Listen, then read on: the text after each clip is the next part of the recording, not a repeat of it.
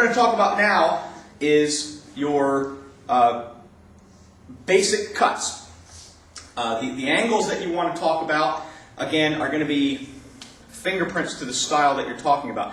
Some schools cut steeper, some schools cut 45 degrees, some schools start the cut as if you're envisioning it here, some here, some here. It's pretty much up to the style, and that's going to be what your stylistic differences are. But the basics of the cut are going to be, yes, the sword comes down at whatever angle, you hold it with both hands, and you swing. But there really is a little bit more to it than that.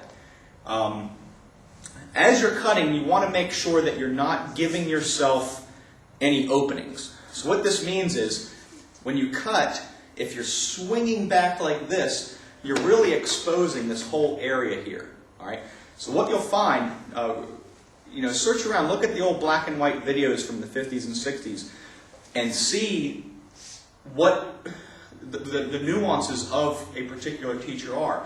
What you'll find is that if you'll watch the tip of my sword, you'll see the tip of the sword, and then the cutting edge of the sword, and then as you see the cuts coming in, you're not seeing the body, the arms and the trunk of the body being exposed for very long. Okay? You're seeing this. You're not seeing the overswinging that you think should be there because we've seen one too many Conan movie.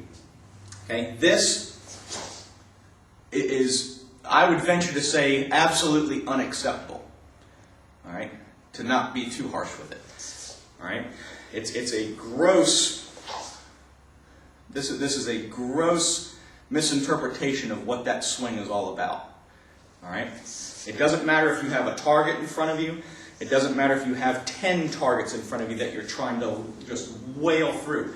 When you cut, you don't want to give up your body. You want to keep that sword in a position that you can use it in case you do miss, okay, or in case it's blocked.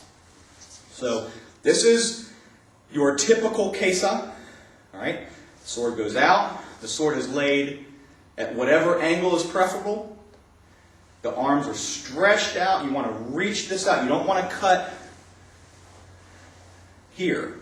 Okay, when you're cutting with your arms bent like this, it's implying. Okay, see where the tip of the sword is right now? You're implying that your opponent is that close to you, and he probably isn't. All right.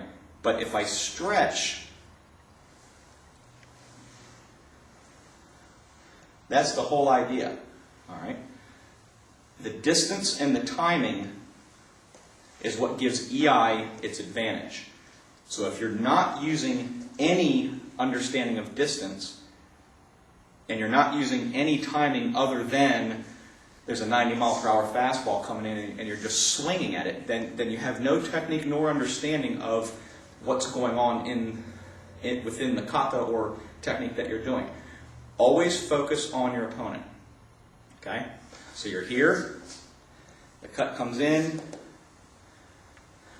Nice angle cut. Don't overswing. You'll also find, even though sometimes it's moving really fast, it's hard to see it. Very rarely is an EI practitioner going to do something like this. When we're going to set up that second cut, we're not going to do this.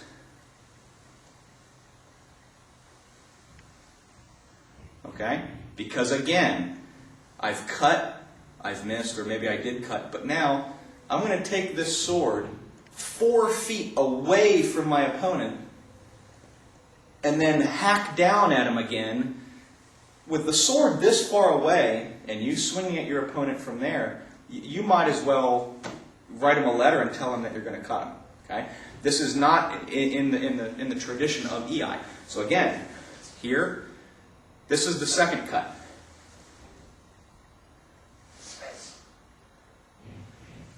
Or something similar to that. You're going to keep the sword in front of you, or close to in front of you, but that sword is not going to whip around like this.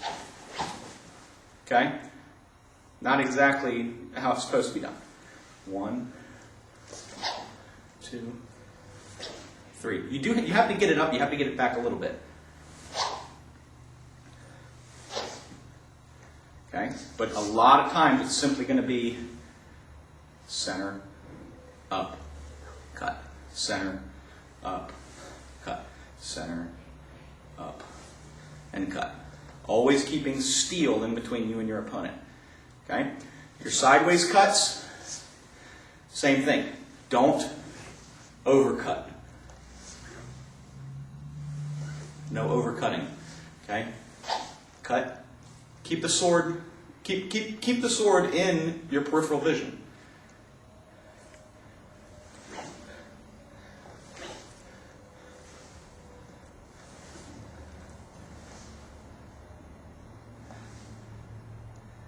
Okay? Your gyaku keisos, or your reverse cuts, same thing. Keeping your back straight, pressure forward. The sword is not back like this.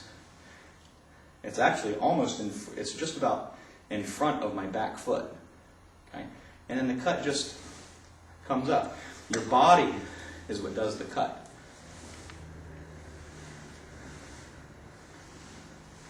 Same thing on the other side. Not back here. Anybody can cut from here. These swords, a properly produced sword, is razor sharp. Okay? Anybody can cut with it. Okay? Anybody pulling the sword back here can cut. All right? The idea is that you're cutting with a methodology that parallels true swordsmanship from the feudal era. All right?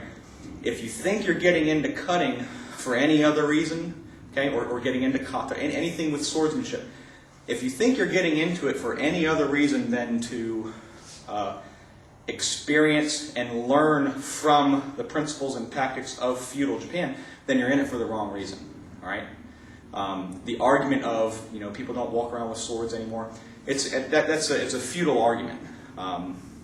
We are doing this because we appreciate the art, and we're trying to learn every nuance of that art. Whether it's applicable to today's standards, whether somebody pulls a gun on me and I have a sword, it's all irrelevant and just nonsense. So we are doing this as an appreciation of art, okay? And this is the art. Cutting, not overswinging, but keeping the target in view, all right? And then making the quickest, most appropriate cut after. And then constantly keeping my opponent under control with my sword. All right? So, keisa, keisa. Yokuichi manji, yokuichi manji. Gyaku keisa, gyaku keisa.